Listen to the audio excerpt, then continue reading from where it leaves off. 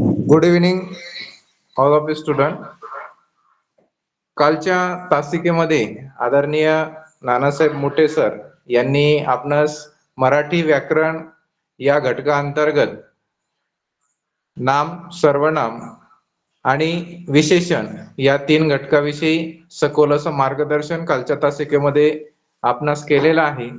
आणि आजच्या तासिकेतून ते आपणास क्रियापद, क्रियाविशेषण अवयव, शब्दयोगी अवयव आणि त्या संबंधित इतर घटक याविषयीचं मार्गदर्शन आजच्या तासिकेच्या माध्यमातून आपणास करणार आहेत. तरी सर्व विद्यार्थ्यांनी आजच्या या मार्गदर्शनाचा लाभ घ्यावा असं मी आपणास पंचायत समिती श्रीरामपूर यांच्या वतीने विनंती करतो. आणि आजच्या तासिकेला आदरणीय मोठे सर यांनी सुरुवात करावी असे मी त्यांना विनंती करतो.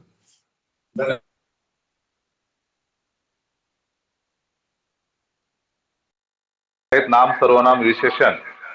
आज आपण क्रियापदाबद्दल माहिती पाहणार आहोत.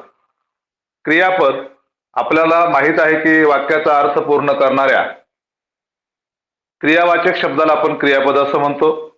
क्रियापद हे धातूपासून बनलेलं असतं. मूळ धातू वाक्यात वापरला की त्याचे पद बनते व ते पद क्रिया दर्शवते, म्हणून त्यास क्रियापद असे म्हणतात. आता क्रियापदाचे 2 प्रकार पडतात. एक सिद्ध क्रियापदे आणि दुसरं साधित क्रियापदे. सिद्ध क्रियापदाचे देखील पुन्हा 4 प्रकार पडतात. सकर्मक क्रियापद, अकर्मक क्रियापद, उभयविध क्रियापद आणि संयुक्त क्रियापद. सकर्मक क्रियापदामध्ये ज्या वाक्यामध्ये कर्म असतं त्याला आपण सकर्मक क्रियापद म्हणतो. अकर्मक क्रियापद म्हणजे ज्या वाक्यामध्ये कर्म नसतं त्याला आपण अकर्मक क्रियापद म्हणतो. उभयविध क्रियापदामध्ये सकर्मक आणि अकर्मक अशा दोन्ही प्रकारचं कार्य कर्म करत असतं, त्याला आपण उभयविध क्रियापद असं म्हणतो. आणि संयुक्त क्रियापदामध्ये 2 क्रियापद असतात, त्याला आपण संयुक्त क्रियापद असं म्हणतो. त्यानंतर साधित क्रियापदाचे देखील 4 प्रकार आपण अभ्यासलेले आहेत. एक नाम साधित क्रियापद, विशेषण साधित क्रियापद, अव्यय साधित क्रियापद, शक्य क्रियापद आणि प्रयोजक क्रियापद. वाक्यरचनेमध्ये कर्ता, कर्म, क्रियापद हे महत्वाचे घटक असतात. क्रियापदातील धातूला कोण असा प्रश्न विचारला की मिळणारे जे उत्तर असतं ते कर्ता म्हणून क्रियापदातील धातूला ते कर्ता असतं आणि क्रियापदातील धातूला नारा, नारी, नारे असे प्रत्यय लावून काय असा प्रश्न विचारला की जे मिळणारं उत्तर असतं ते असतं कर्म. तर या संदर्भातले आपण काही प्रश्न अभ्यासणार आहोत. पहिला प्रश्न आपल्या समोर आहे. लाकूड तोड्याने झाडाची वाळलेली फांदी तोडली. वाक्यातील कर्म ओळखा. आता आपण वर अभ्यासलेला आहे की वाक्यातील कर्म जर ओळखायचं असेल तर क्रियापदाला आपल्याला नात, लाला, लाली, लेले हे प्रत्यय जोडून काय असा प्रश्न विचारायचा आहे. आपण या ठिकाणी जर क्रियापद पाहिलं तर क्रियापद हे तोडली, तोडणी ही क्रिया आहे. तोडली ही क्रियापद आहे. तोडलेली काय असा प्रश्न आपण क्रियापदाला विचारल्यानंतर मिळणारं जे उत्तर आहे ते आहे फांदी. म्हणजे याच्यामध्ये कर्म आहे. फांदी हे कर्म आहे आणि तोडली हे क्रियापद आहे. कर्ता लाकूड तोड्या आहे. तर वाक्यातील कर्म ओळखायला सांगितलेलं आहे. उत्तर आपल्याला मिळालेलं आहे कर्म. पर्याय क्रमांक 3 फांदी हे या प्रश्नाचं बरोबर उत्तर आहे. त्यानंतर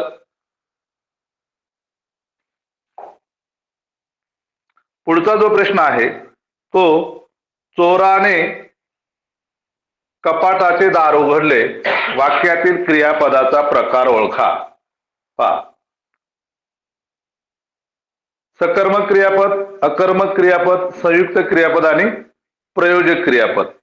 या ठिकाणी चोराने कपाटाचे दार उघडले क्रियापदाचा प्रकार आपल्याला अभ्यासायचा आहे.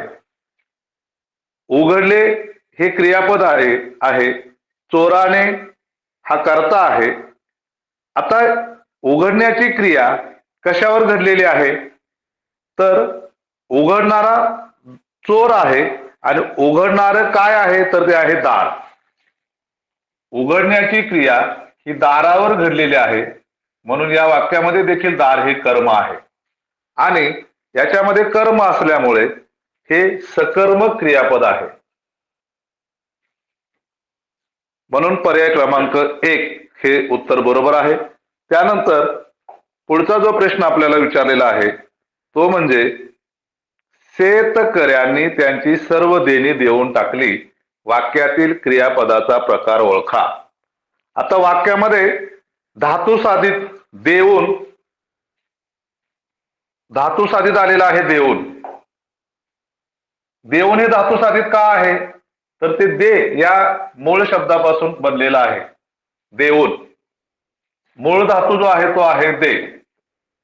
ऊन हा प्रत्यय लागलेला आहे, म्हणून देऊन हे क्रियापद धातू साधित आहे आणि सहाय्यकारी क्रियापद टाकली हे सुद्धा धातू साधितच आहे. टाक या मूळ धातूपासून ते बनलेलं आहे. म्हणून धातू साधित आणि सहाय्यकारी क्रियापदाने एकाच क्रियेचा बोध होतो, म्हणून वाक्यातील क्रियापद हे संयुक्त क्रियापद आहे.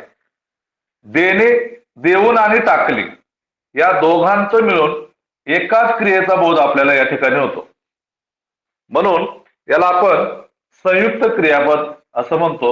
याचं बरोबर उत्तर आहे पर्याय क्रमांक 2 संयुक्त क्रियापद. त्यानंतर तिसरा प्रश्न आपल्याला विचारलेला आहे, जंगली प्राणी आता बरेच माणसाळले. 2 आज आकाश ढगाळले. अधोरेखित केलेल्या साधित क्रियापदांचा प्रकार ओळखा. आता आपल्याला प्रकार ओळखायला सांगितलेले आहेत. 2 उदाहरणं दिलेली आहेत. माणसाळले आणि ढगाळले या दोघांना अधोरेखित केलेलं आहे. आता माणसाळले हे सुद्धा माणूस या नामापासून साधलेले क्रियापद आहे. शिवाय ढगाळले हे क्रियापद देखील ढग या नामापासून साधलेलं आहे. ढग आणि माणूस या नामापासून ही 2 क्रियापद साधलेली आहेत, म्हणून याला आपण नामसाधित क्रियापद असं म्हणतो. नामसाधित क्रियापद पर्याय क्रमांक 3 हे या प्रश्नाचं बरोबर उत्तर आहे. त्यानंतर पुढचा जो प्रश्न आहे तो म्हणजे तुम्हाला एवढे कर्ण कर्कश संगीत ऐकवते तरी कसे. या वाक्यातील ऐकवते क्रियापदाचा प्रकार ओळखा. ऐकवते जे क्रियापद आहे त्याचा प्रकार आपल्याला ओळखायला सांगितलेला आहे. ऐकवते हे क्रियापद ऐक या धातूपासून बनलेलं आहे. ऐकणारा कोण, तर तुम्हाला हा कर्ता या ठिकाणी दर्शवतो. क्रियापदात दर्शवलेली जी क्रिया आहे ती कर्त्याला करणे शक्य आहे. कर्त्याला करणे शक्य आहे, त्यामुळे ऐकवते हे क्रियापद शक्य क्रियापद आहे. ऐकवणे ही जी क्रिया आहे ही कर्त्याला करणं शक्य आहे. तुम्हाला एवढे कर्ण कर्कश संगीत ऐकवते तरी कसे, हे शक्य आहे. ऐकणे ही क्रिया शक्य आहे, म्हणून हे शक्य क्रियापद आहे आणि शक्य क्रियापदाचा पर्याय आहे पर्याय क्रमांक 1. म्हणून या प्रश्नाचं बरोबर उत्तर आहे पर्याय क्रमांक 1 शक्य क्रियापद. त्यानंतर आपण अविकारी शब्दांकडे वळणार आहोत. अविकारी जे अव्यय आहेत त्यामधलं पहिलं जे अव्यय आहे ते आहे क्रिया विशेषण अव्यय. आता आपले 4ही विकारी शब्दाचे 4ही प्रकार झालेले आहेत. नाम, सर्वनाम, विशेषण आणि क्रियापद. अविकारी शब्दांबद्दल आपण माहिती पाहतोय. अविकारी शब्दातला पहिला जो प्रकार आहे तो आहे क्रियाविशेषण अव्यय. आता क्रियाविशेषणाबद्दलही आपल्याला माहिती आहे की क्रियापदाचे विशेषण म्हणजेच क्रियाविशेषण. क्रियाविशेषण हे क्रियापदाबद्दल विशेष माहिती सांगतं. फक्त विशेषण हे नामाबद्दल विशेष माहिती सांगतं, परंतु क्रियाविशेषण हे क्रियापदाबद्दल विशेष माहिती सांगतं. क्रियापदाबद्दल विशेष माहिती सांगणाऱ्या अविकारी शब्दाला क्रियाविशेषण असे म्हणतात.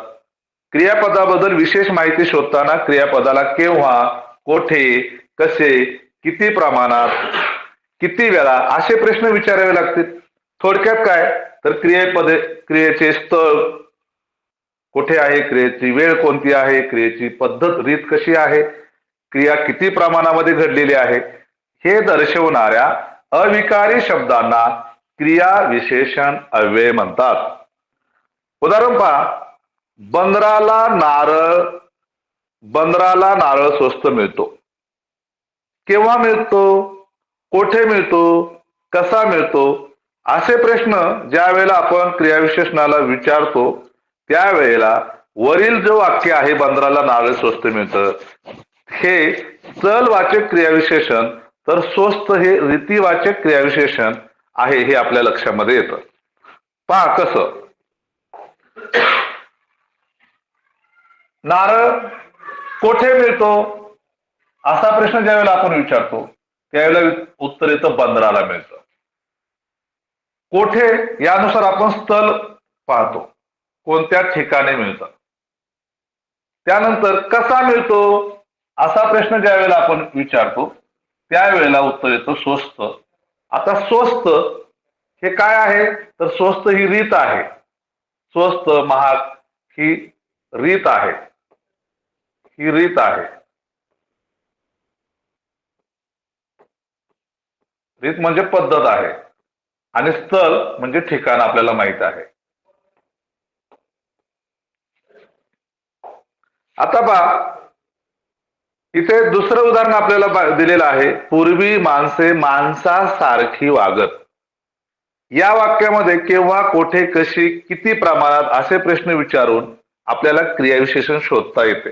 प्रश्न कुणाला विचारायचा आहे आपण, तर प्रश्न क्रियापदाला विचारायचा आहे. केव्हा वागतात, केव्हा वागतात, तर पूर्वी. पूर्वी हे कालवाचक क्रियाविशेषण आहे. कशी वागतात माणसं, तर माणसं ही माणसासारखी वागतात. इथे रीत दाखवलेली आहे म्हणून ते रीतिवाचक क्रियाविशेषण हवे आहे. त्यानंतर क्रियाविशेषण हवे त्याचे प्रमुख दोन प्रकार पडतात. अर्थमूलक क्रियाविशेषण हवे आणि दोन स्वरूपमूलक क्रियाविशेषण हवे. या अर्थमूलक क्रियाविशेषण हव्याचे देखील 4 उपप्रकार पडतात. ते कोणकोणते आहेत ते आपण पाहू. अर्थमूलक क्रियाविशेषण हव्याचा जो पहिला प्रकार आहे तो स्थलवाचक क्रियाविशेषण हवे. आणि स्थल शोधण्यासाठी आपल्याला कोठे असा प्रश्न विचारावा लागतो क्रियापदाला. त्यावेळेला घरात, शाळेत, मैदानावर इत्यादी उदाहरणं आपल्याला अशा प्रकारचे पाहायला मिळतात. कालवाचक क्रियाविशेषण हवे जेव्हा आपण क्रियापदाला केव्हा असा प्रश्न विचारतो तेव्हा आपल्याला कालवाचक क्रियाविशेषण मिळतं. सकाळी, दुपारी, आज, काल अशा प्रकारची उदाहरणं आपल्याला पाहायला मिळतात. त्यानंतर रीतिवाचक क्रियाविशेषण हवे ज्या वेळेला आपण क्रियापदाला कशी असा प्रश्न विचारतो त्यावेळेला जलद, भरधाव, संत इत्यादी उदाहरणं आपल्याला पाहायला मिळतात. त्यानंतर परिमाणवाचक क्रियाविशेषण हवे चौथा.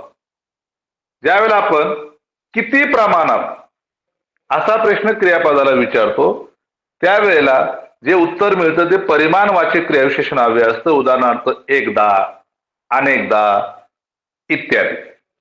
त्यानंतर जो दुसरा प्रकार आहे क्रियाविशेषण अव्ययाचा उपप्रकार आहे तो स्वरूपमूलक क्रियाविशेषणे. स्वरूपमूलक क्रियाविशेषणे त्याचे देखील 4 प्रकार आहेत. पहिला जो प्रकार आहे तो सिद्ध क्रियाविशेषण हवे. ज्या वेळेला वर, खाली, मागे, पुढे अशा प्रकारची उदाहरणं येतात ती स्वरूपमूलक क्रियाविशेषण असतात. जर साधित क्रियाविशेषणाबद्दल आपण माहिती घेतली तर आपल्या असं लक्षात येईल की साधित क्रियाविशेषण अव्ययामध्ये पाण्यात, मोठ्याने, अल्पशा, पळताना, खालून अशा प्रकारची क्रिया साधली जाते म्हणून त्याला आपण साधित क्रियाविशेषण अव्यय असं म्हणतो. स्थानिक क्रियाविशेषण अव्यय ती काय माती खाते त्याला काय कपाळ माहित आहे. म्हणजे बऱ्याच वेळेला स्थानिक भाषेमध्ये अशा शब्दांचा शब्दप्रयोग बोलताना केला जातो. ती काय माती खाते म्हणजे काय, तिला काही कळतं की नाही, अशा प्रकारचा शब्दप्रयोगासाठी तिला काही कळत नाही किंवा तिला काही कळते आहे की नाही, अशा अर्थानं हा माती खाणे हा एक वाक्प्रचार आहे. माती खाणे म्हणजे काय, चूक करणे किंवा ती काय माती खाते, तिला काही कळत नाही का, त्याला काही कपाळ माहितीये का, त्याला काहीच माहित नाहीये, अशा प्रकारचा शब्दप्रयोग स्थानिक भाषेमध्ये केला जातो, म्हणून याला स्थानिक क्रियाविशेषण अव्यय असं म्हणतात. त्यानंतर एक अक्षरी क्रियाविशेषण अव्यय देखील असतात. इथे आपल्याला 2 उदाहरणं पाहायला मिळतात. माझ्याशी जरा बोल ना हे क्रियाविशेषण अव्यय आहे आणि ते एक अक्षरी आहे. त्यानंतर तू माझ्याशी असा का वागतोस, असाच ज्यावेळेला आपण प्रश्न एखाद्याला विचारतो त्यावेळेला का हे देखील क्रियाविशेषण आहे आणि ते एक अक्षरी आहे. अशा प्रकारे आपण क्रियाविशेषणाबद्दल माहिती पाहिली. त्याच्यावर विचारले जाणाऱ्या काही प्रश्नांची माहिती आपण आज या ठिकाणी घेऊ. पहिला प्रश्न, विद्यार्थ्यांनी शिक्षकांचे म्हणणे लक्षपूर्वक ऐकावे, या वाक्यातील क्रियाविशेषण अव्यय ओळखा. शिक्षकांचे म्हणणे लक्षपूर्वक ऐकावे, क्रियाविशेषण अव्यय आपल्याला ओळखायचं आहे. तर लक्षपूर्वक हे प्रत्यय साधित क्रियाविशेषण आहे, जसे मनपूर्वक, प्रसंगानुसार, गरजेनुसार, जाणीवपूर्वक इत्यादी. त्याचप्रमाणे लक्षपूर्वक हे देखील प्रत्यय साधित क्रियाविशेषण अव्यय आहे. प्रत्यय साधित का म्हटलेले, तर त्याला पूर्वक हा प्रत्यय लागलेला आहे, लक्ष हा मूळ शब्द आहे आणि प्रत्यय लागल्यामुळे त्याला आपण प्रत्यय साधित म्हटलेला आहे. म्हणून यातलं क्रियाविशेषण अव्यय आहे लक्षपूर्वक, पर्याय क्रमांक 3. त्यानंतर पुढचा प्रश्न आहे, सदूचा धाकटा भाऊ सकाळी मैदानावर खेळताना धपकन पडला. या वाक्यामध्ये एकूण क्रियाविशेषणे किती? आता क्रियाविशेषण अव्ययामध्ये कोणकोणती क्रियाविशेषण अव्यय या वाक्यामध्ये आलेले आहेत पहा. सदूचा धाकटा भाऊ, याच्यात तर एकही क्रियाविशेषण अव्यय नाही. सकाळी, कधी पडला, सकाळी पडला. कोठे पडला, मैदानावर पडला. कसा पडला, खेळताना पडला. कसा काय पडला, खेळताना पडला. आणि कसा पडला, तर धपकन पडला. अशी एकूण 4 क्रियाविशेषण अव्यय या वाक्यामध्ये आलेले आहेत आणि म्हणून पर्याय क्रमांक 4 हे याचं उत्तर बरोबर आहे. त्यानंतर पुढचा जो प्रश्न आहे तो म्हणजे, आजकाल ग्रामीण भागातील माणसे बरीच पुढारली. अधोरेखित शब्दाचे कार्य ओळखा. बरीच या शब्दाला या ठिकाणी अधोरेखित केलेला आहे. आता आपल्या लक्षात येईल की कशी पुढारली, किती पुढारली, तर बरीच पुढारली. किती प्रमाण दाखवलेलं आहे. किती पुढारली, तर बरीच पुढारली. म्हणून बरीच हे परिमाणवाचक क्रियाविशेषण अव्यय आहे आणि परिमाणवाचक क्रियाविशेषण अव्ययाचा जो पर्याय आहे तो पर्याय क्रमांक 3 हे याचं बरोबर उत्तर आहे. त्यानंतर पुढील प्रश्न आहे, खालीलपैकी कोणता शब्द क्रियाविशेषण म्हणून कार्य करणार नाही? खालीलपैकी कोणता शब्द क्रियाविशेषण म्हणून कार्य करणार नाही? प्रश्न काळजीपूर्वक वाचायचा आहे. बऱ्याच वेळेला नकारार्थी प्रश्न विचारला असतो आणि आपण होकारार्थी त्याचं घेतल्यानंतर होकारार्थी प्रश्न जर आपण लक्षात घेतला तर आपलं उत्तर चुकण्याची दाट शक्यता असते. त्यामुळे प्रश्न आपण प्रत्येकानं काळजीपूर्वक वाचायचा आहे. काय विचारलं आहे हे लक्षात आले की उत्तर आपल्याला लवकर येतं. खालीलपैकी कोणता शब्द हा क्रियाविशेषण म्हणून कार्य करणार नाही? पहा, झाडाखाली, समोरून, घरमात्र आणि सभोवार. पहा, ससा झाडाखाली झोपला हा शब्द क्रियाविशेषण अव्यय म्हणून वापरला जातो. वाघ माझ्या समोरून गेला, समोरून सुद्धा क्रियाविशेषण अव्यय म्हणून वापरला जातो. सभोवार जंगल पसरले आहे, सभोवार जंगल पसरले आहे. सभोवार हे देखील क्रियाविशेषण अव्यय आहे. मात्र मात्र हे क्रियाविशेषण अव्यय आपण वापरत नाही. म्हणून घर मात्र हा पर्याय बरोबर आहे आणि तो पर्याय क्रमांक आहे 3. त्यानंतर पुढचा 5वा प्रश्न आपल्याला या ठिकाणी दिलेला आहे. त्या तिथे पलीकडे तिकडे माझी या प्रियेचे झोपडे. या क्रियाविशेषण अव्ययाचा प्रकार ओळखा. आता त्या तिथे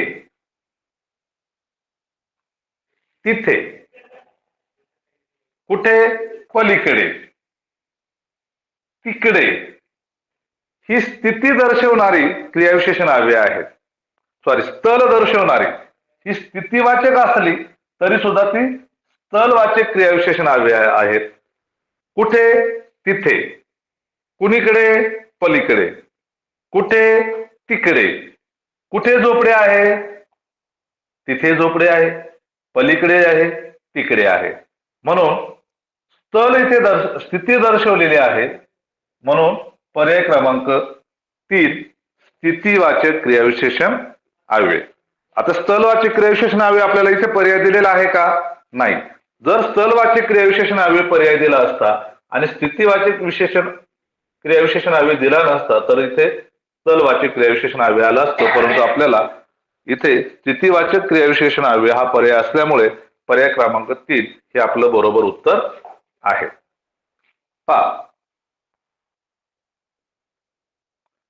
त्यानंतर अविकारी शब्दाचा जो पुढचा प्रकार आहे तो आपण पाहणार आहोत. शब्दयोगी अव्यय. अत्यंत सोपा असणारा हा प्रकार आहे. योग म्हणजे जोडणे. जे अव्यय शब्दाला जोडून येतात त्या अव्ययांना शब्दयोगी अव्यय असे म्हणतात. शब्दांना जोडून येतात, हे लक्षात घ्या. शब्दांना जोडून येतात.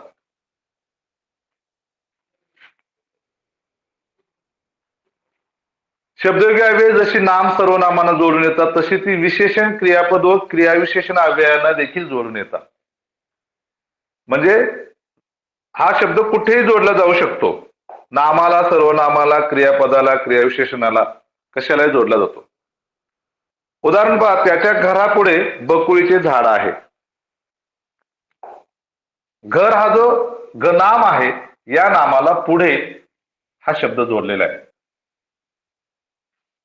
नामाला जोडून आलेला आहे इथे. घर हे काय आहे? नाम. जोपर्यंत तू येणार नाहीस तोपर्यंत मी जेवणार नाही. जो हे काय आहे? सर्वनाम आहे. त्याला जोडून पर्यंत आलेला आहे. म्हणून हे सर्वनामाला जोडून आलेलं आहे. या ठिकाणी सर्वनामाला जोडून आलेला आहे. त्यानंतर मोठ्याने लहानांसमोर बळ दाखवू नये. लहान हे विशेषण आहे. विशेषणाला जोडून या ठिकाणी आलेला आहे. तुम्ही पुढे व्हा, मी आलोच. आलो हे काय आहे? येणे या क्रियेचं रूप आहे. येणे क्रियापदाला जोडून आलेला आहे. येणे हे क्रियापद आहे. क्रियापदाला जोडून आलेला आहे. आणि येथपासून तेथपर्यंत आमचाच मळा आहे. येथपासून हे क्रियाविशेषण अव्यय आहे. येथे, तेथे स्थलवाचक क्रियाविशेषण अव्यय आहेत. आणि या क्रियाविशेषण अव्ययांना इथे जोडून या ठिकाणी आलेले आहेत. म्हणजे आपलं असं लक्षात येईल की नाम, सर्वनाम, विशेषण, क्रियापद, क्रियाविशेषण अव्यय या सगळ्यांना हे शब्द जोडून येतात. त्याला आपण शब्दयोगी अव्यय असे म्हणतो.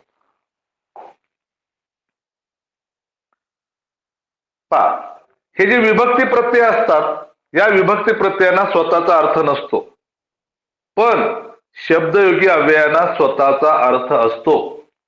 विभक्ती प्रत्ययांमध्ये आपण पाहिलेलं आहे द्वितीय, तृतीय, चतुर्थी, पंचमी, षष्ठी, सप्तमी, सप्तमी संबोधनामध्ये एकवचनी आणि अनेक वचनी जे काही प्रत्यय आहेत त्या प्रत्ययांना कोणत्याही प्रकारचा अर्थ नसतो. प्रत्यय आणि अव्यय याच्यातला मूलभूत फरक लक्षामध्ये घ्या. आपल्याला सगळ्यांना प्रत्ययाचा तक्ता पाठ आहे. प्रथमा प्रत्यय नाही, द्वितीया सलाते सलानाते, तृतीया नेहिशी नेहिशी, चतुर्थी सलाते सलानाते, पंचमी ओनहून ओनहून, षष्टी चाचीचे चेचाची, सप्तमी तय्या तय्या आणि संबोधन एक वचनला प्रत्यय नसतो आणि अनेक वचनला नो हा प्रत्यय असतो. तर ते जे स्वतः प्रत्यय असतात विभक्ती प्रत्यय त्यांना स्वतःचा काही अर्थ नसतो. परंतु शब्दयोगी अव्ययांना मात्र स्वतःचा अर्थ असतो. उदाहरणार्थ आपण टेबलावर घेतलं तर वर याला एक स्वतःचा अर्थ आहे. टेबल हे नाम जरी असलं तरी वर याला एक स्वतःचा अर्थ आहे. विभक्ती प्रत्ययांचा वाक्यात स्वतंत्र वापर होत नाही. पहा, जर आपण स्वतंत्र वापर केला तर त्याचा अर्थ बदलतो आणि ते शब्दयोगी अव्यय राहत नाही. विभक्ती प्रत्ययाचा वाक्यात स्वतंत्र वापर होत नाही. बऱ्याच वेळेला विद्यार्थी लेखन करत असताना, लेखनातल्या चुका करत असताना कायम जास्तीत जास्त विद्यार्थी हे शब्दयोगी अव्यय लिहिताना चुका करत असतात. ते काय करत असतात, मूळ शब्द मग ते नाम, सर्वनाम, विशेषण, क्रियापद, क्रियाविशेषण असेल तर ते वेगळं लिहितात आणि त्याला येणारा जो प्रत्यय असतो तो वेगळा लिहितात. तर ही चूक सुद्धा आपण करायची नाही. त्यानंतर शुद्ध शब्दयोगी अव्यय, जी शब्दयोगी अव्यय नाम सर्वनामाला जोडताना नाम सर्वनामाचे सामान्य रूप होत नाही अशा शब्दयोगी अव्ययांना शुद्ध शब्दयोगी अव्यय असं म्हणतात. आता आपण सामान्य रूप पाहत असताना अभ्यासलेला आहे की विभक्तीचे प्रत्यय जोडत असताना मूळ शब्दामध्ये त्याच्या रूपामध्ये जो बदल घडून येतो त्याला आपण सामान्य रूप असं म्हणतो. परंतु शब्दयोगी अव्यय जोडत असताना जर मूळ शब्दामध्ये त्याच्या रूपामध्ये काहीच बदल झाला नाही तर अशा शब्दांना, अशा शब्दयोगी अव्ययांना आपण शुद्ध शब्दयोगी अव्यय असं म्हणतो. उदाहरण च, मात्र, ना, फक्त, केवळ, देखील, सुद्धा, ही, पर इत्यादी. सचिनच हे काम करू शकतो. च हा प्रत्यय जोडलेला आहे पण सचिन या नावामध्ये कोणत्याही प्रकारचा बदल झालेला नाही. विभक्ती प्रत्यय इथे प्रत्यय जोडताना सचिन या नामात कोणताही बदल झालेला नाही. सारे प्राणी पळाले, वाघ मात्र जागचा हल्ला नाही. वाघ या नामाला मात्र हा प्रत्यय जोडताना त्याच्यामध्ये वाघ या नामामध्ये कोणते म्हणजे हे सुद्धा शुद्ध शब्दयोगी अव्यय आहे. राजा ना राजवाड्यात असतो, राजा ना अजून प्रत्यय आहे तो सेपरेट आलेला, परंतु या राजा नावामध्ये कोणत्याही प्रकारचा बदल आपल्याला दिसून येत नाही. सारे विद्यार्थी दाखवत झाले, मी फक्त प्रथम आलो, मी सुद्धा पोहू शकतो, मी सुद्धा पोहू शकतो. त्यानंतर शब्दयोगी अव्ययाने जोडलेला शब्द एकाच शिरोरेषेवर असायला हवा. म्हटलं आपण बऱ्याच वेळेला करतो. शब्दयोगी अव्यय लिहित असताना काय करतो आपण, नाम किंवा सर्वनाम असेल तर तो वेगळा लिहितो आणि प्रत्यय असेल तर तो वेगळा लिहितो. उदाहरणार्थ झाला काही लिहायचं असेल तर आपण खाली असं काही मुलं लिहितात तर ते चूक आहे.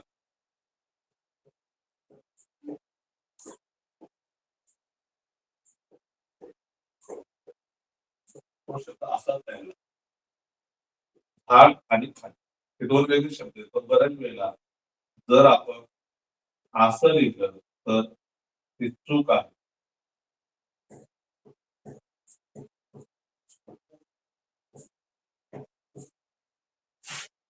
एकाच शिरोरेषेवर, ही शिरोरेषा, शिरो म्हणजे डोक्यावर, अक्षराच्या शब्दाच्या डोक्यावर जी आपण रेषा घेतो त्याला आपण शिरोरेषा असं म्हणतो.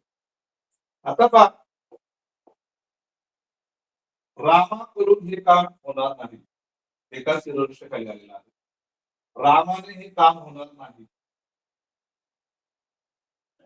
सीतेपेक्षा गीता हुशार आहे. सीताहून गीता हुशार आहे. आपण असंही वाक्य देऊ शकतो, परंतु शब्दयोगी अवयवामध्ये आपण त्याचं रूपांतर करताना रामाने हे काम होणार नाही असं न लिहिता रामाकडून हे काम होणार नाही असं लिहितो. सीताहून गीता हुशार आहे असं न म्हणता आपण सीतापेक्षा गीता हुशार आहे असं म्हणतो. त्यानंतर या संदर्भातले शब्दयोगी अवयवाचे काही नमुना प्रश्न आपण अभ्यासणार आहोत. पहिला प्रश्न, मला शेरभर धान्य हवे. शब्दयोगी अव्ययाचा प्रकार ओळखा. मला शेरभर धान्य हवे. आता शेरभर हे माप आहे. मला शेरभर धान्य हवे. भर, शेर आणि भर. शेर ग्रामीण भागामध्ये अजूनही धान्य बोलण्यासाठी लोखंडापासून पत्र्यापासून वापरलेली जी मापं वापरली जातात त्याला आपण शेर म्हणतो. तर हे जे भर आहे हे परिमाणवाचक शब्दयोगी अव्यय आहे. ते बऱ्याच वेळा आपण वापरतो. डझनभर, तासभर, शेरभर इत्यादी. म्हणून हे परिमाणवाचक हा शब्दयोगी अव्यय आहे. परिमाणवाचक. त्यानंतर पुढील पैकी योग्यतावाचक शब्दयोगी अव्यय नसलेला शब्द ओळखा. नसलेला शब्द. योग्यतावाचक शब्दयोगी अव्यय नसलेला. तर योग्यतावाचक शब्दयोगी अव्यय म्हणजे काय? योग्य, सारखा, दोघा, सप्रमाणे, समान, बरोबर, बरोबर. हे 6 चारीवाचक शब्दयोगी अव्यय आहेत. त्याचबरोबर उदाहरणार्थ संगे, सहित, निशी, सवे, सोबत इत्यादी. म्हणून बरोबर हे काय आहे? योग्यतावाचक अव्यय नसलेला शब्द आहे. तो योग्यतावाचक असलेला शब्द आहे बरोबर. म्हणून पर्याय क्रमांक 3 हे या प्रश्नाचं बरोबर उत्तर आहे. पुढील प्रश्न, आजी आजी देवा टिंब बसून पोथी वाचायची. योग्य शब्दयोगी अव्ययाचा वापर करा. हे लगेच आपल्याला लक्षात येतं की आजी देवाकडे बसून नाही. उत्तर चुकीचं येतं. आजी देवा प्रति बसून पोथी वाचायची येत नाही. आजी देवा समोर बसून पोथी वाचायची. देवाच्या मागे बसून पोथी वाचायची येत नाही. आजी देवा समोर बसून पोथी वाचायची. योग्य पर्याय आहे पर्याय क्रमांक 3 समोर. त्यानंतर पुढचा प्रश्न आहे, भरतही रामाबरोबर वनात जायला तयार झाला. अधोरेखित शब्दयोगी अव्ययाचा प्रकार ओळखा. काय कुठल्या शब्दाला अधोरेखित केलेलं आहे? ही या शब्दाला अधोरेखित केलेला आहे. तर सुद्धा, देखी, पर, ही, बारी हे जे शब्द आहेत हे संग्रहवाचक आहेत. संग्रहवाचक. म्हणून पर्याय क्रमांक 3 हा पर्याय बरोबर आहे. गुरुजी विद्यार्थ्यांना म्हणाले, पुढील उदाहरण पहा. गुरुजी विद्यार्थ्यांना म्हणाले, अभ्यासाशिवाय यश कसे मिळेल? या वाक्यातील शब्दयोगी अव्ययाचा प्रकार कोणता? आता गुरुजी विद्यार्थ्यांना म्हणाले यश मिळवायचं असेल तर ते अभ्यासाशिवाय मिळणार नाही. गुरुजी विद्यार्थ्यांना म्हणाले अभ्यासाशिवाय यश कसे मिळेल? तर शिवाय, खेरीज, विना, वाचून, व्यतिरिक्त ही व्यतिरेक वाचक शब्दयोगी अव्यय आहे. म्हणून पर्याय क्रमांक 3 हे उत्तर बरोबर आहे. व्यतिरेक वाचक. आपण शब्दयोगी अव्यय, उभयन्वयी अव्यय, क्रियाविशेषण अव्यय पाहिलं, शब्दयोगी अव्यय पाहिलं. आता तो तिसरा प्रकार आहे तो म्हणजे उभयान्वयी अव्यय. याची माहिती आपण पाहणार आहोत. अविकारी, शब्दाचा हा तिसरा प्रकार आहे उभयान्वी अव्यय. पहा, वाक्यरचनेच्या अनुषंगाने उभयान्वी अव्ययाचे महत्व आणणं साधारण आहे. उभय म्हणजे दोन, उभय म्हणजे दोन आणि अन्वय म्हणजे संबंध, दोघांचा संबंध जोडण्यासाठी जो शब्द वापरला जातो त्याला आपण उभयान्वी अव्यय असं म्हणतो. मी बऱ्याच वेळेला विद्यार्थ्यांना सांगत असतो की अशा शब्दांचा वापर बऱ्याच वेळेला दैनंदिन जीवनामध्ये आपल्याला पाहायला मिळतो, पण आपल्या ते लक्षामध्ये येत नाही. ज्यावेळेला आपण एखाद्या लग्नामध्ये जातो त्यावेळेला त्या दाम्पत्यांना आशीर्वाद देताना जे आशीर्वाद देणारे जे काही पाहुणे असतात ते असं म्हणतात की उभयतांचे आयुष्य सुख समृद्धीचं भरभराटीचं आणि उज्ज्वल यशाचं जावं.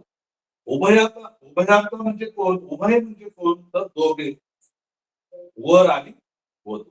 तसं इथे दोन अव्यय म्हणजे उभय म्हणजे दोन आणि अन्वय म्हणजे संबंध. दोन शब्द किंवा दोन वाक्य यांचा संबंध जोडणाऱ्या अविकारी शब्दाला उभयान्वी अव्यय असे म्हणतात. जरी उभयान्वी अव्यय दोन शब्दांना किंवा दोन वाक्यांना जोडण्याचं काम करीत असली तरी त्याचा वाक्यातील इतर शब्दांशी कसलाच संबंध नसतो. हे पण लक्षामध्ये घ्या. त्याचबरोबर उभयान्वी अव्ययाचे एकूण 8 उपप्रकार आहेत. पैकी 4 उपप्रकार हे प्रधान सूचक उभयान्वी अव्ययाचे संबंधित आहेत, तर 4 गौणत्व सूचक उभयान्वी अव्ययाचे संबंधित आहेत. ते कोणते 8 प्रकार आहेत ते आपण थोडक्यात पाहू आणि मग या उभयान्वी अव्ययाची काही उदाहरणे आपण पाहणार आहोत. उभयान्वी अव्यय प्रधानत्व सूचक उभयान्वी अव्यय आणि गौणत्व सूचक उभयान्वी अव्यय. प्रधानत्व सूचक उभयान्वी अव्ययाचे जे उपप्रकार आहेत ते समुच्चय बोधक उभयान्वी अव्यय, विकल्प बोधक उभयान्वी अव्यय, परिमाण बोधक उभयान्वी अव्यय, न्यूनत्व बोधक उभयान्वी अव्यय, आणि गौणत्व सूचक उभयान्वी अव्ययाची जे उदाहरणं आहेत, जे उपप्रकार आहेत ते उद्देश बोधक उभयान्वी अव्यय, स्वरूप बोधक उभयान्वी अव्यय, संकेत बोधक उभयान्वी अव्यय आणि कारण बोधक उभयान्वी अव्यय. आता याची प्रत्येकाची उदाहरणं सुद्धा आपल्याला खाली दिलेली आहेत. समुच्चय बोधक उभयान्वी अव्यय हे आणि, व, शिवाय, अन, नि, आणखी इत्यादी शब्दांनी दर्शवले जातात.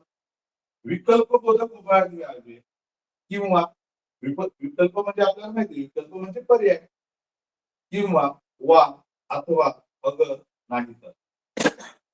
परिणाम बोधक उभयान्वी अव्यय आपल्याला माहिती आहे, म्हणून, सब, जास्त, याकरिता. न्यूनत्व म्हणजे कमतरता, पण, परंतु, किंतु, परी, बाकी ही न्यूनत्व बोधक उभयान्वी अव्ययाची उदाहरणे आहेत.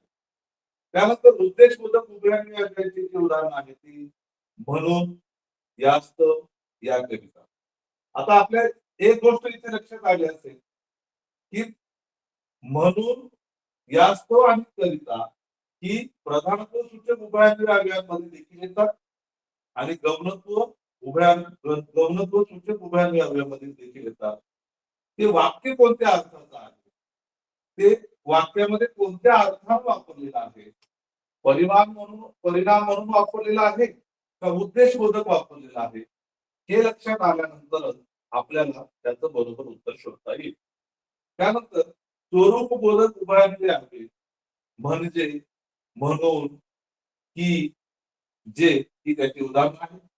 संकेत म्हणजे एखादी गोष्ट जर कर्म ज्यावेळेला आपण जोडतो, जरी तरी न जोडतो, म्हणजे की न जोडतो, दोन शब्द ज्यावेळेला या जर तर जरी तरी म्हणजे की आम्ही जोडतो ते संकेत बोधक उभयान्वी अव्यय असतात आणि गौणत्व सूचक उभयान्वी अव्यय असतात. शेवटचा चौथा जो प्रकार आहे तो कारक बोधक उभयान्वी अव्यय. यामध्ये कारण की, का, की यासारखी उभयान्वी अव्यय आपल्याला पाहायला मिळतात. आता यावर कोणत्या प्रकारचे प्रश्न विचारले जातात त्यातली काही उदाहरणं आपण या ठिकाणी पाहणार आहोत. पहिलं उदाहरण आहे भिकाऱ्याने त्याला पैसे दिले शिवाय जेवूही घातले उभयन्वी अव्यय असता. आता आपल्या लगेच लक्षात येईल की या वाक्यामध्ये शिवाय हे उभयान्वी अव्यय आलेला आहे. कारण त्याने दोन वाक्यांना जोडलेला आहे. भिकाऱ्याने पैसे दिले एक पहिलं वाक्य आहे आणि जेवूही घातले हे दुसरं वाक्य आहे. या दोन वाक्यांना जोडण्याचं काम शिवाय या शब्दयोगी अव्यय या शब्दाने केलेलं आहे, या अव्ययाने केलेलं आहे. म्हणून आता पहा आणि आणखी शिवाय ही समुच्चय बोधक उभयान्वी अव्यय आहे. समुच्चय दर्शवतात उभयान्वी अव्यय आहे. म्हणून इथे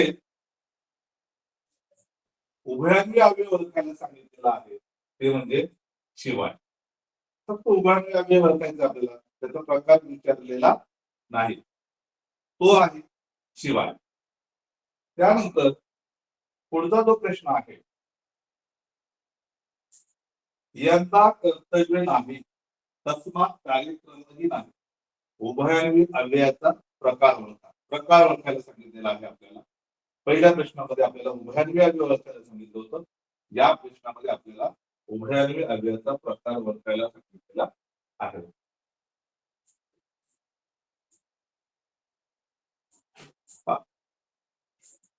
आता उभयान्वी अव्यय आपल्याला लगेच लक्षामध्ये येईल. याच्यात सुद्धा दोन वाक्य आहेत, यंदा कर्तव्य नाही आणि कार्यक्रम नाही. तस्मात हे उभयान्वी अव्यय आहे, तर त्याचा प्रकार आपल्याला ओळखायचा आहे. तर आपण अभ्यासलेला आहे की तस्मात, यास्तव, सबब, म्हणून, याकरिता ही जी उभयान्वी अव्यय आहे ही परिणाम बोधक उभयान्वी अव्यय आहे. म्हणून पर्याय क्रमांक 3 परिणाम बोधक उभयान्वी अव्यय हा पर्याय बरोबर आहे आणि म्हणून पर्याय क्रमांक 3 हे त्याचं उत्तर आहे. त्यानंतर पुढील पैकी कोणते उभयान्वी अव्यय नाही? आपल्याला इथे 4 पर्याय दिलेले आहेत. त्यापैकी 3 ही उभयान्वी अव्ययाची उदाहरणं आहेत आणि एक असं पर्याय आपल्याला दिलेला आहे की जो उभयान्वी अव्यय नाही आणि तो आपल्याला ओळखायचा आहे. तर तो कोणता आहे? तर तो आहे जो आणि तो. जर तर आपण पाहिलं, जरी तरी आपण पाहिलं, जेव्हा तेव्हा आपण पाहिलं, जो तो हे संबंधित सर्वनाम विकारी शब्द आहे. जो करील तो होईल.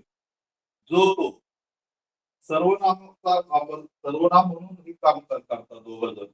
म्हणून पर्याय क्रमांक 3 हे उत्तर बरोबर आहे. जो तो ही उभयान्वी अव्यय नाही. त्यानंतर पुढचा जो प्रश्न आहे, जेव्हा शेतात काम केले तेव्हा शेतकऱ्याचे महत्व लक्षात आले. उदाहरण पुन्हा एकदा पहा. जेव्हा शेतात काम केले तेव्हा शेतकऱ्याचे महत्व लक्षात आले. उभयान्वी अव्ययाचा प्रकार ओळखा.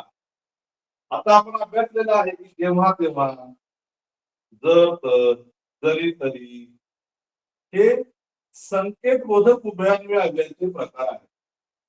म्हणून संकेत बोधक उभयान्वी अव्यय हा जो पर्याय आहे हा 3 नंबरचा आहे. म्हणून त्याचं उत्तर आहे पर्याय क्रमांक 3 संकेत बोधक उभयान्वी अव्यय. आता पहा आपण अविकारी शब्दाचा पुढचा आणि शेवटचा प्रकार अभ्यासणार आहोत. तो म्हणजे केवल प्रयोगी अव्यय. या केवल म्हणजे केवल, प्रयोग म्हणजे वापर. केवल प्रयोगी अव्यय ओळखणं अत्यंत सोपं आहे. या वाक्याच्या प्रारंभी शब्दापुढे उद्गाराचे चिन्ह आवश्यक असतं. ही सगळ्यात सोपी पद्धत हे वाक्य ओळखण्याची असते. आपण उदाहरण पाहू. बघ एवढा मोठा साधा वाक्यातील अव्ययाचा प्रकार ओळखा. अरे नाही आपण छे ही केवळ प्रयोगी अव्यय आहे. म्हणून हे केवळ प्रयोगी अव्ययाचं उदाहरण आहे. उभयान्वी अव्यय आपण अभ्यासलं, शब्दयोगी अव्यय आपण अभ्यासलं, क्रियाविशेषण अव्यय आपण अभ्यासलं. आता आपण केवळ प्रयोगी अव्ययामध्ये आपण असं म्हणलं की उद्गाराचे चिन्ह आलेलं असतं. ओळखणं खूप सोपं असतं. त्यानंतर दुसरं उदाहरण पहा. बरं का, आज आमच्या घरी लग्न कार्य आहे बरं का. वाक्यातील केवळ प्रयोगी अव्ययाचा प्रकार ओळखा. आता केवळ प्रयोगी अव्ययाच्या प्रकारामध्ये बरं का हा शब्द बोलण्याची एक लगबग दर्शवतो. तो पुन्हा पुन्हा उद्गारला जातो म्हणून त्याला पालून किंवा पाद पुराणार्थक केवळ प्रयोगी अव्यय असं म्हणतात. आता पादुक आणि पाद पुराणार्थक जे शब्द असतात ते आपल्याला माहिती की बोलत असताना आपण ज्यावेळेला पुन्हा पुन्हा ते वापरतो त्याला आपण पालूक किंवा पाद पुराणार्थक शब्द असं म्हणतात. इथे दोन वेळेला बरं का आलेला आहे. पुनरावृत्ती झालेली आहे त्या शब्दाची म्हणून हा पाद पुराणार्थक शब्दयोगी क्रिया केवळ प्रयोगी अव्यय आहे. पर्याय क्रमांक 3 हे त्याचं बरोबर उत्तर आहे. त्यानंतर खालीलपैकी शोकदर्शक केवळ प्रयोगी अव्यय कोणते ते ओळखा. आता या केवळ प्रयोगी अव्ययाचे उपप्रकार देखील आपल्याला माहिती असणं गरजेचं आहे. शोक म्हणजे दुःख. दुःख झाल्यानंतर आपल्यातून कोणते शब्द बाहेर पडतात ते आपल्याला माहित आहे. आई ग, अरे रे, अगं आई, हाय, ही शोकदर्शक केवळ प्रयोगी अव्यय आहे. म्हणून पर्याय क्रमांक 3 ऐक हे उत्तर बरोबर आहे. त्यानंतर पुढचा जो प्रश्न आहे, चळवळीने म्हणे अद्वैतला उष्टी दिली. या वाक्यातील केवळ प्रयोगी अव्यय ओळखा. आता बघा, या वाक्यामध्ये कुठेही आपल्याला उद्गारवाचक चिन्ह आलेलं नाही. तरी देखील या वाक्यामध्ये केवळ प्रयोगी केवळ प्रयोगी अव्यय आले नाही. पहा, तर ते कोणते आहेत? म्हणे, आपला, म्हणे आपला, बापाला, बेटे, लेका, भावा ही व्यर्थ उद्गारवाची केवळ प्रयोगी अव्यय आहे. म्हणून म्हणे हे व्यर्थ उद्गारवाची केवळ प्रयोगी अव्ययाचं उदाहरण असल्यामुळे यातलं म्हणे हे काय आहे? केवळ प्रयोगी अव्यय आहे. त्यानंतर पुढील पैकी तिरस्कार दर्शक केवळ प्रयोगी अव्यय नसलेला शब्द कोणता? मी वारंवार आपल्याला सांगत असतो की आपण प्रश्न हा काळजीपूर्वक वाचायचा आहे. नसलेला विचारलेला आहे. पुढून छे, थू. आता तू, थिक, सी, इश्य, गुड, फुस ही तिरस्कार दर्शक केवळ प्रयोगी अव्यय आहे. परंतु छे हे तिरस्कार दर्शक केवळ प्रयोगी अव्यय नाही. छे आपण म्हणतो छे असं करू शकत नाही. ते तिरस्कार आपण दाखवत नाही म्हणून ते तिरस्कार दर्शक विशेष अव्यय नाही. तर अशा प्रकारे आपण शब्दांच्या जातीमधल्या 8 जाती पाहिलेल्या आहेत.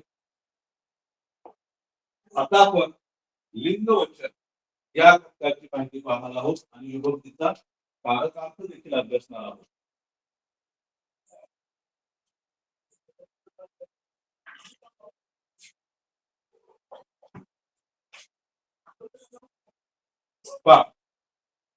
लिंग आणि विचार सोपा भाग आहे. आपण अगदी 3री-4थी पासून हा अभ्यास केला आहे. 5वी स्कॉलरशिपला आपला हा डिटेल भाग झालेला आहे आणि 8वीला देखील आपल्याला स्कॉलरशिपच्या परीक्षेच्या वेळेला यावर प्रश्न विचारले जातात. आता लिंग म्हणजे काय फटाफट आपण समजून घेऊ आणि उदाहरण घेऊ. लिंग म्हणजे चिन्ह किंवा पण आपल्याला माहित आहे.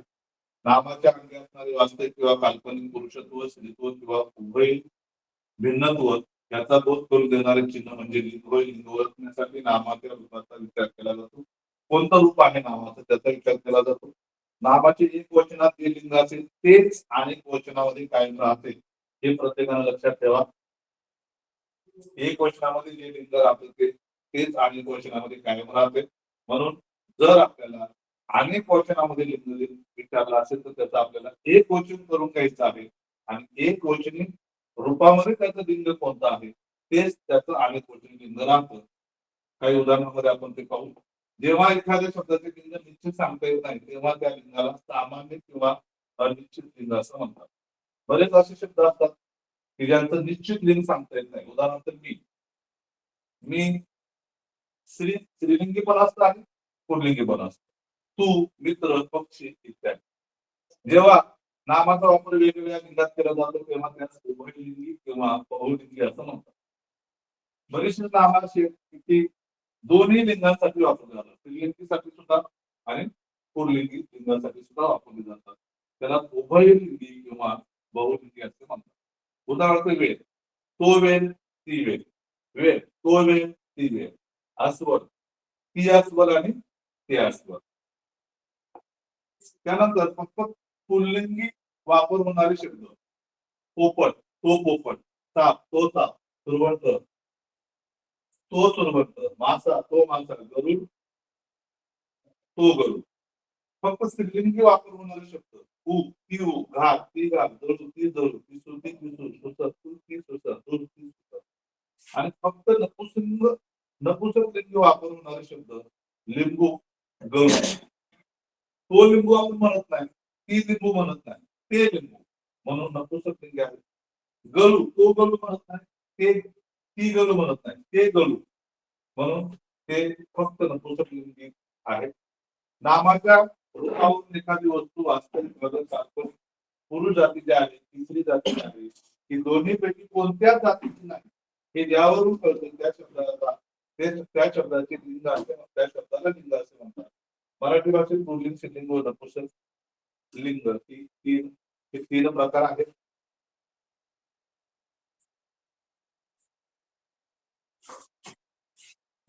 आपण यावर उदाहरण पाहू. आपल्याला लिंगात तिरणे ओळखता येतात.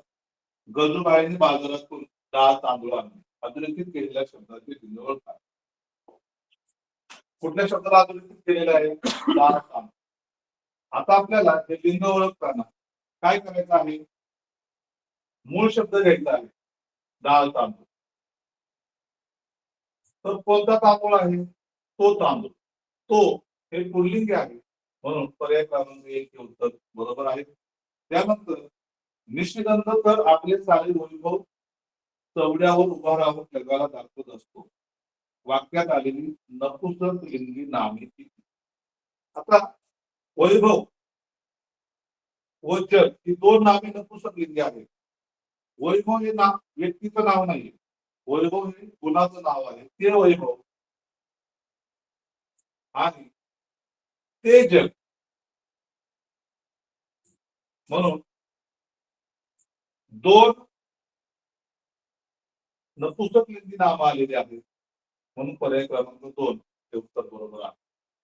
त्यानंतर पुढचा जो प्रश्न आहे तो खालील शब्द मालिकेतील पुल्लिंगी शब्दांची संख्या किती?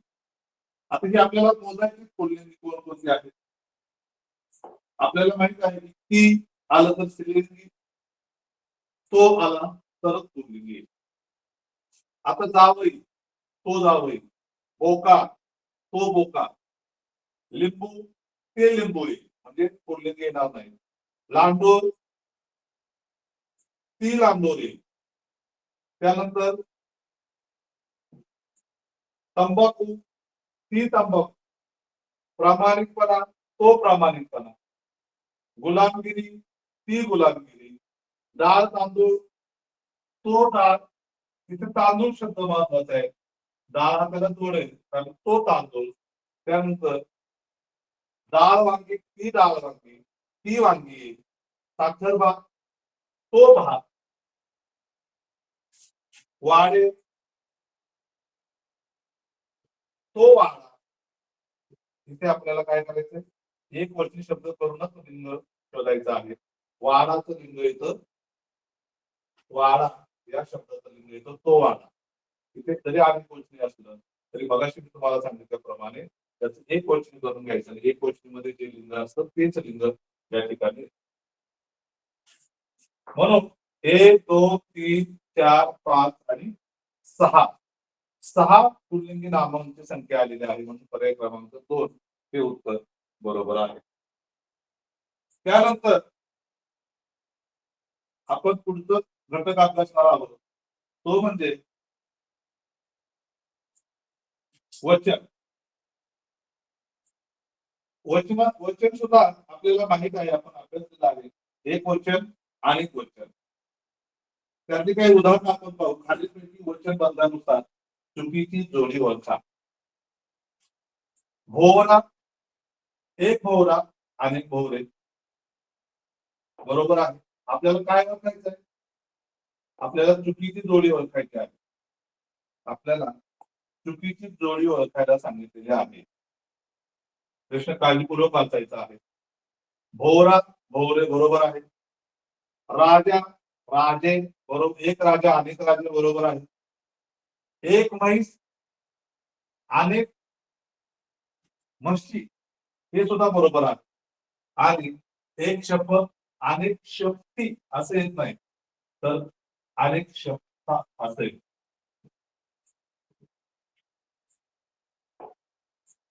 शक्ता म्हणून पर्याय क्रमांक 4.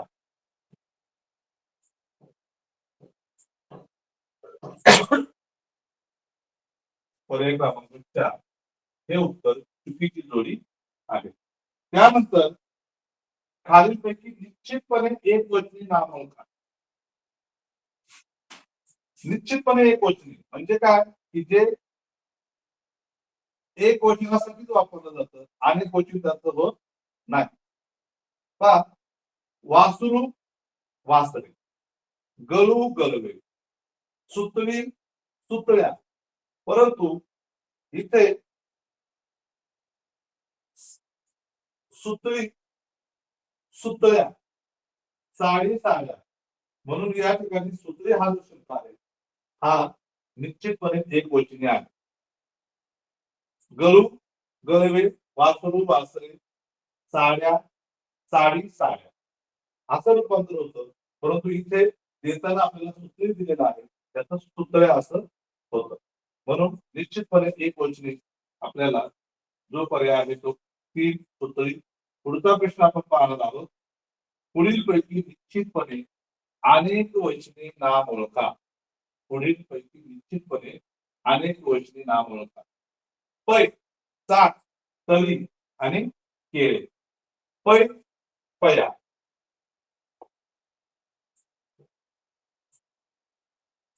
चाक चाके, तळे तळी, केळे केळी. आता पहा, तळे या एक वचनी नामाचे तळी हे अनेक वचनी रूप आहे. म्हणून निश्चितपणे अनेक वचनी नाम या पर्यायामध्ये तळी हे आलेले आहे. पर्याय क्रमांक 3 हे आपलं बरोबर उत्तर आहे. त्यानंतर पुढचा जो प्रश्न आहे तो पुढे दिलेल्या नामाचे वचन बदलून योग्य पर्याय क्रमांकाचे वर्तुळ रंगवा. घड्या, याचं काय करायचं आपल्याला? या नामाचं वचन बदलून कोणता पर्याय बरोबर आलेला आहे. आता घड्याळ हा जो शब्द आहे हा एक वचनी असो त्याचे अनेक वचनी रूप घड्याळ असं होतं. घड्याळ होत नाही, घड्याळ होत नाही, घड्याळ होत नाही, तर ते रूप होतं घड्याळ. एक घड्याळ आणि एक घड्याळे. म्हणून पर्याय क्रमांक 2 बिनचूक उत्तर आहे. त्यानंतर गाय या शब्दाचे वचन ओळखा. अत्यंत सोपा प्रश्न आहे. गाय हा जो शब्द आहे हा अनेक, गाय हा अनेक वचनी शब्द असून त्याचे एक वचन होते गाय असे होते. म्हणून पर्याय क्रमांक 2 हे अचूक उत्तर आहे. गाय हे जे अनेक वचनासाठी आपल्याला या ठिकाणी वापरलेलं आहे गाय. गाय हे एक वचन आहे आणि अनेक वचन आहे गाय. म्हणून पर्याय क्रमांक 2 हे अचूक उत्तर आहे. त्यानंतर आपण पुढच्या घटक अभ्यासणार आहोत तो म्हणजे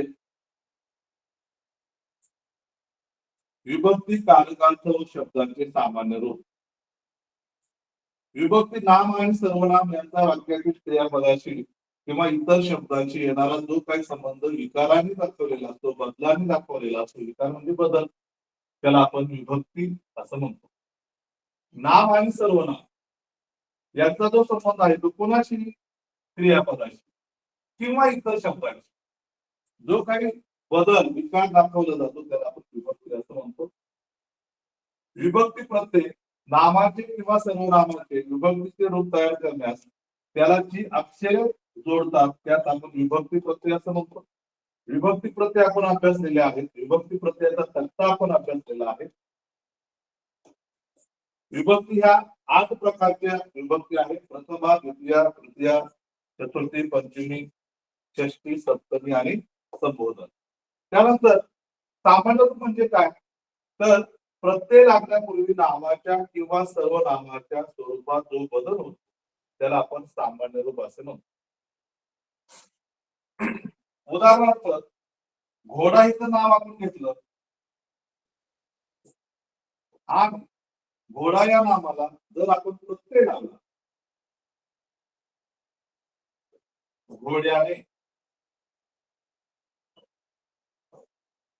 घोड्याने लाथ मारली अशा वाक्यामध्ये घोड्याने ने प्रत्यय लावला त्यावेळेला आपल्याला असं लक्षात आलं की घोडा या नामामध्ये ने प्रत्यय लावताना घोडा या नामाचं घोड्या असा बदल झालेला आहे. म्हणून घोड्या हे काय आहे सामान्य रूप आहे. प्रत्यय लावण्यापूर्वी नामाच्या किंवा सर्वनामाच्या स्वरूपात जो बदल होतो त्याला सामान्य रूप असे म्हणतात. त्यानंतर विभक्तीचे प्रकार नामाच्या क्रियापदाशी किंवा इतर शब्दांशी 8 प्रकारे संबंध येतो. म्हणून विभक्तीचे 8 प्रकार आहेत मी आता सांगितल्या प्रकारे. प्रथमा, द्वितीय, तृतीय, चतुर्थी, पंचमी, षष्टी, सप्तमी आणि संबोधन. त्याचे प्रकार त्या कोणकोणते प्रत्यय आहेत ते सुद्धा मी मगाशी सांगितलेले आहेत. त्यानंतर कारकार्थ वाक्यातील नाम किंवा सर्वनाम यांचे क्रियापदाशी जे संबंध असतात त्यांना कारक संबंध किंवा कारकार्थ असे म्हणतात. तसेच क्रियापदाशिवाय इतर शब्दाशी आलेल्या संबंधांना उपपद संबंध किंवा उपपदार्थ असे देखील म्हणतात. ज्यावेळेला आपल्याला प्रश्न विचारला जाईल त्यावेळेला लक्षामध्ये घ्या. एक नमुन्याचे 2 प्रश्न आपण पाहू. मुलांनो पावसात खेळू नका अधोरेखित शब्दाची विभक्ती ओळखा. आता मुलांनो हा जो शब्द आहे हा अनेक गोष्टी शब्द असून तो नो हा संबोधनाचा विभक्ती प्रत्यय आहे. म्हणून मुलांनो अनेक वचनामध्ये आपण पाहिलेले प्रत्ययामध्ये म्हणून संबोधन आहे. तो शाळेतून घरी आला अधोरेखित शब्दाचा योग्य कारकार्थ ओळखा. शाळेतून आता बोलवून पंचमीचा प्रत्यय या ठिकाणी लागलेला आहे. परंतु पंचमीचा जो कारकार्थ आहे तो आहे अपादान. म्हणून पर्याय क्रमांक 2 हे बरोबर उत्तर आहे. तर अशा प्रकारे आपण लिंग, वचन आणि विभक्तीचे कारकार्थ देखील अभ्यासलेले आहेत. त्यावर विविध प्रश्न विचारले जातात त्यांचा आपण सराव करायचा आहे. आणि अशा प्रकारे आपल्याला जे काही सर्व घटक दिले होते ते सर्व घटक आपण या 2 दिवसामध्ये अभ्यासलेले आहेत. विद्यार्थी मित्र नक्कीच आशा व्यक्त करतो की आपल्याला ते समजले असतील. अधिक सराव आपण करा आणि येणाऱ्या परीक्षेत आपण अत्यंत धैर्यानं सामोरं जा आणि उज्ज्वल हे संपादन करा अशी अपेक्षा या ठिकाणी व्यक्त करतो आणि थांबतो. धन्यवाद. धन्यवाद मोठे सर. आजच्या मराठी व्याकरणाच्या तासिकेमध्ये आदरणीय मोठे सर यांनी आपणास आजच्या नियोजित घटकाविषयी सखोल असं मार्गदर्शन आजच्या तासिकेच्या माध्यमातून केलेलं आहे. पंचायत समिती श्रीरामपूर तसेच जिल्हा परिषद अहमदनगर यांच्या वतीने सरांचे हार्दिक आभार. सर्व विद्यार्थ्यांना कळवण्यात येते की उद्या गणिताच्या काही घटकांचा सराव आपण घेणार आहोत. तर सर्व विद्यार्थ्यांनी दिलेल्या नियोजित वेळात उद्याच्या तासिकेसाठी उपस्थित राहावे. शुभरात्री.